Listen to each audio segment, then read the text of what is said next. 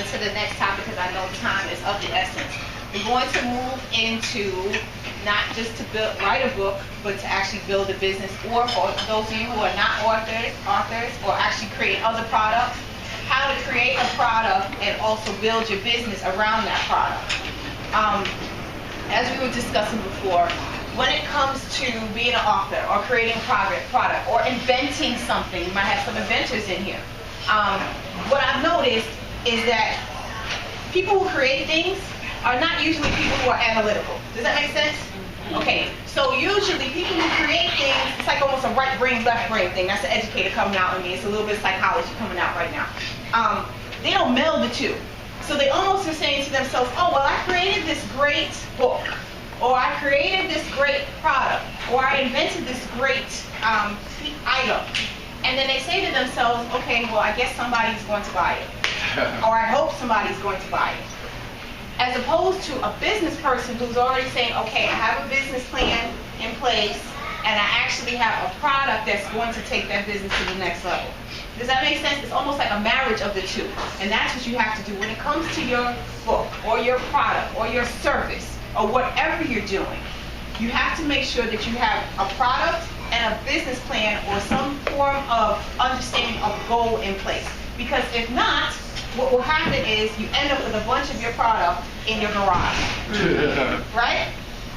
And that's where people start to, and to me, that's where I think it's very disheartening, because that's why I see a lot of potential business owners die in their business because they haven't thought it out in regards to their business. It's almost just like, okay, I have this great idea, it manifested itself in a product, but I don't have a long-term goal for it.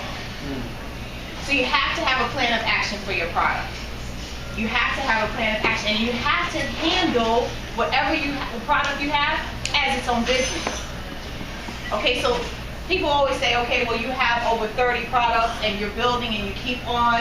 How do you manage all of that? The point is to think of each one of them as a business. And so I keep going back to children. It's almost like when you have a child, you think of what is the end game for this child? Where is it going to go in the future? Where are they going to go in the future? That has to be your product.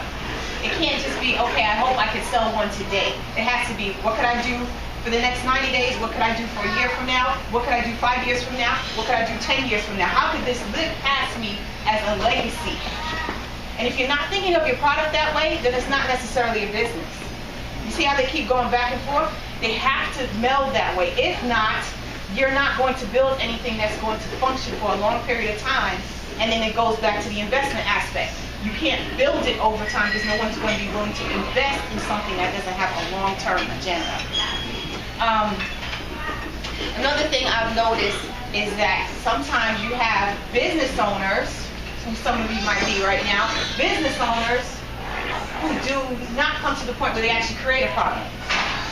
So what happens is, they're a business owner, they have these great ideas, they consult, they mediate, they do everything, they mentor, but they haven't created anything that goes past them.